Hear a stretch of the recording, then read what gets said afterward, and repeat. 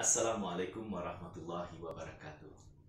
Pemirsa yang berbahagia, pada kesempatan ini saya ingin menjelaskan kenapa Masjid Raya Sumbar yang lagi populer ya di dunia internasional karena tampilannya yang beda dengan masjid-masjid yang lain. Pada suatu waktu, Gubernur Sumatera Barat, Buya Mahyildi Ansarullah menyampaikan bahwa Masjid Raya Sumbar terbaik di dunia dalam tampilan yang khusus. Ini menarik. Di depan saya kan ini ada Ka'bah mini. Dari mana inspirasinya itu? Ada pendekatan yang mau disampaikan ini, tentu disimak ceritanya sampai akhir. Waktu Muhammad SAW berumur 35 tahun, terjadi kerusakan parah pada Ka'bah karena dilanda oleh air bah. Karena Ka'bah itu kan di lembah, sekelilingnya ada bukit. Jadi kalau datang hujan lebat, dihantam. Begitu rusak parah. Maka rapatlah pimpinan Quraisy dengan yang lainnya, diputuskan Ka'bah harus direnovasi. Tidak mungkin lagi diperbaiki, ditempel-tempel, harus direnovasi ulang. Nah, dalam kejadian itu, ada pula kejadian di luar dugaan. Kapal milik Kaisar Romawi hendak mengantarkan bahan bangun gereja di Ethiopia, tapi begitu sampai di pantai Jeddah, sejajar dengan pantai Jeddah itu ya, dihantam oleh angin yang sangat kuat, maka terdamparlah kapal itu di pantai Jeddah. Rusak parah, tidak bisa lagi jalan, tidak bisa lagi diperbaiki. Kalau diperbaiki, ya lebih baik buat kapal baru. Begitu rusak parah. Kapal ini dinahkodai oleh Bakum. Dia juga pandai dalam pertukangan. Diketahui oleh orang Quraisy, dibelilah bahan bangunan itu karena ada kesepakatan merenovasi Ka'bah harus dari yang baik-baik, tidak boleh dari hasil rampas, uang haram, rentenir dan lain-lainnya. Dibelilah bahan bangunan tersebut. Si Bakum yang tentunya dia bisa terlunta-lunta, bagaimana dia pulang kampung, kapalnya tidak bisa lagi dipakai. Dia juga digunakan untuk tenaga pertukangan karena dia juga ahli dalam bertukang. Nah, sudah dibawa bahan bangunan ini ke Mekah. Ka'bah sekelilingnya dan di dalam Ka'bah dibersihkan. Waktu membersihkan di dalam Ka'bah itu ada pula lubang. Ternyata ada seekor ular di dalamnya. Begitu orang agak mendekat, ular tadi bangun, diangkat kepalanya, lalu mulutnya menganga, lalu berdesis, kira-kira gitu ya. Orang jadi takut. Tapi orang juga tidak membunuh ular tersebut, karena diyakini tidak boleh membunuh di sisi ataupun di dalam Baitullah.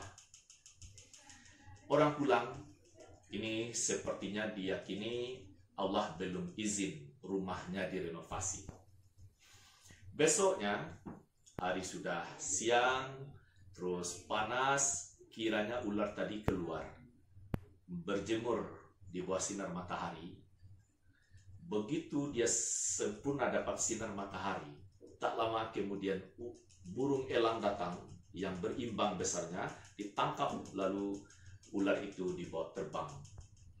Legalah hati orang banyak, moga-moga ini tanda kebaikan.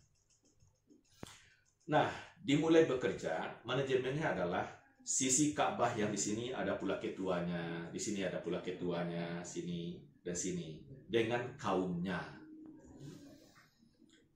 Dimulai oleh seseorang. Begitu dia memulai, baru saja mengangkat batu yang lepas dari ikatannya, belum diletakkan, batu tadi melompat lagi ke tempat semula. Pemandangan ini tentu sesuatu yang aneh. Orang jadi takut lagi.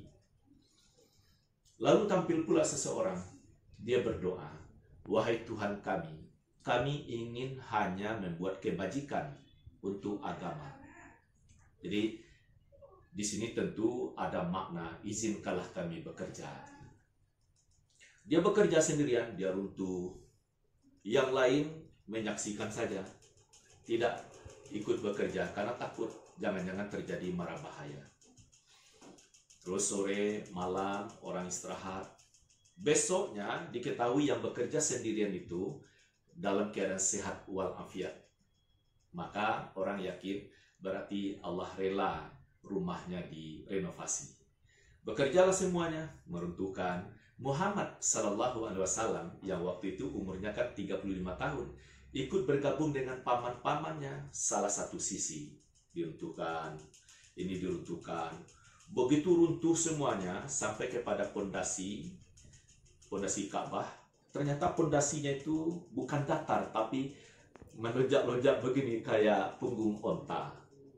Karena dulu itu kan belum ada besi coran.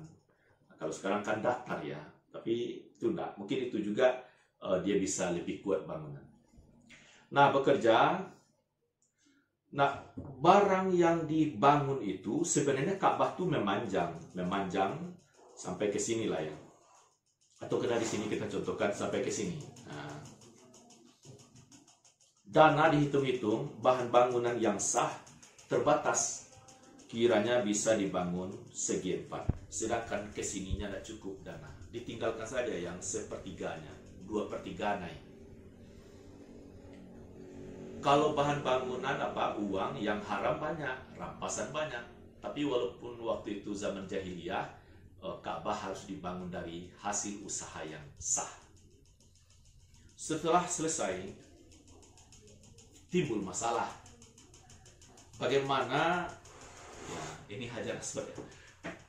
Bagaimana Ka'bah ini yang sudah selesai, yang kelompok ini mengatakan, kamilah yang berhak meletakkan Hajar Aswad itu ke tempatnya. Oke. Kata yang kelompok sini tidak. Oh, kamilah. Yang kelompok sini tidak. Kami yang paling berhak. Sehingga dengan nada yang tinggi, semuanya ingin. Sampailah 4 hari suasana itu panas. Hebatnya tidak sampai berbunuhan. Karena diyakini tidak boleh berbunuhan, bertumpahan darah di sisi Ka'bah. Pada hari keempat, ada orang tua yang mengikuti perkembangan situasi. Dia berkata, kalau begini saja terus bagaimana bisa pekerjaan yang baik akan selesai? Terus bagaimana Lingku atau Datuk, kira begitu ya.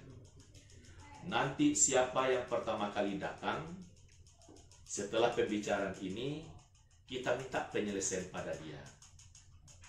Semua menerima.